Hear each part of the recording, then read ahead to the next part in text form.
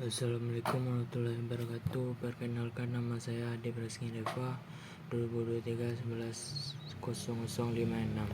Baik, saya kali ini akan menjelaskan peramaian dunia dan posisi negara Indonesia pada era global.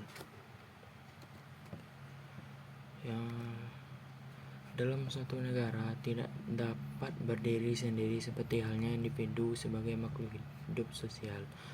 Negara tentunya akan memerlukan atau komponen negara lainnya. Bahkan ada pula negara yang memiliki keterkaitan serta ketergantungan dalam aspek ekonomi, sosial, dan politik. Jika adanya keterkaitan antara negara dengan negara lain tersebut, tentunya ada sebuah hubungan yang baik. Posisi negara dalam era global sebagai suatu pendekatan, kondisi, dan sebuah doktrin dasar nasional. Kemampuan nasional dikembangkan dengan mampu menghadapi ancaman dapat membahayakan kelangsungan hidup bangsa dan negara. Namun, sebagai sebuah proses globalisasi memiliki karakteristik sebagai berikut. Terkait dengan kemajuan teknologi, arus komunikasi lintas batas negara. Kedua, tidak dapat dilepaskan dari adanya komunikasi kapital tinggi, arus induksi keuangan dan perdagangan global.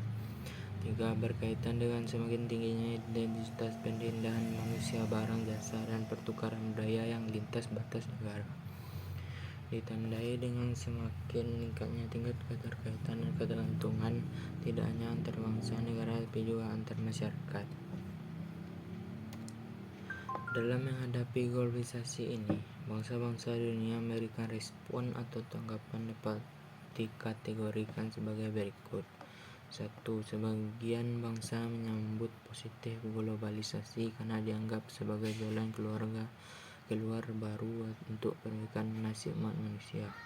Kedua, sebagian masyarakat kritis menolak globalisasi karena dianggap sebagai bentuk baru penjajahan. Ketiga, sebagian yang lain tetap menerima globalisasi sebagai sebuah keniscayaan akibat perkembangan teknologi.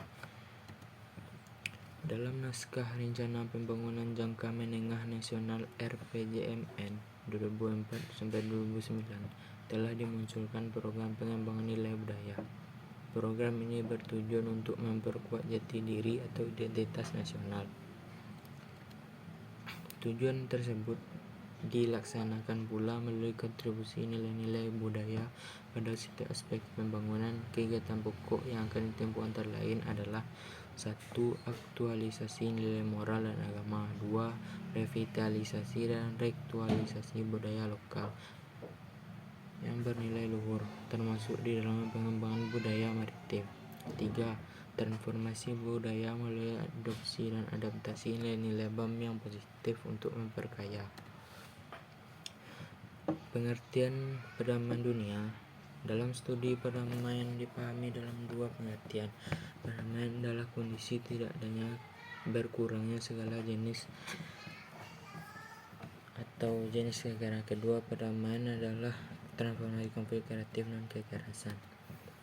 Dari dua definisi di atas dapat disimpulkan bahwa perdamaian adalah apa yang kita miliki ketika transformasi kekerasan. Perdamaian suatu keadaan yang membuka suatu proses kreatif tanpa kekerasan yang dialami dalam proses perkembangan. Ada beberapa solusi atau upaya menurut Cipto Wardoyo untuk mewujudkan perdamaian dunia. Yang pertama, melalui pendekatan kultural budaya. 2. Melalui pendekatan sosial dan ekonomi. 3. Melalui pendekatan politik. 4. Melalui pendekatan religius agama. Di lingkungan masyarakat kita juga perlu kesadaran dari diri sendiri dan pemikiran saling mengalah, tidak egois, dan selalu melihat orang lain agar tercipta yang bersamaan yang memiliki satu tujuan sama untuk bersatu dan berjuang demi mewujudkan perdamaian dunia. Partisipasi negara Indonesia dalam perdamaian dunia.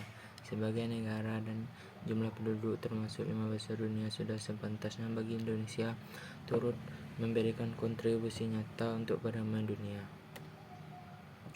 Untuk menjaga perdamaian di kawasan konflik, PBB membentuk pasukan perdamaian dalam rangka perdamaian OPP Beberapa contoh perdamaian tersebut adalah ICCS, International Commission for Control and Supervision, yaitu pasukan perdamaian PBB untuk perdamaian Vietnam Selatan.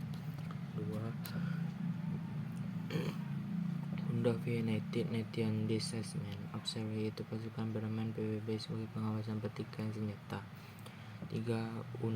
United Nations Emergency Force, yaitu pasukan perdamaian PBB untuk Timur Tengah, Korea Utara, dan Korsel.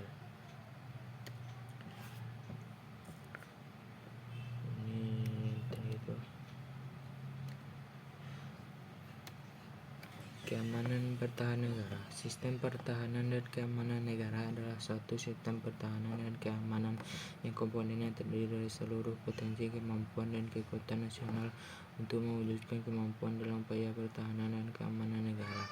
Dalam mencapai tujuan nasional, komponen kekuatan terdiri dari berikut: 1. Komponen utama, yaitu ABRI dan cadangan TNI. 2. Komponen perlindungan masyarakat Limnas. 3. Komponen pendukung, yaitu sumber daya dan prasarana nasional.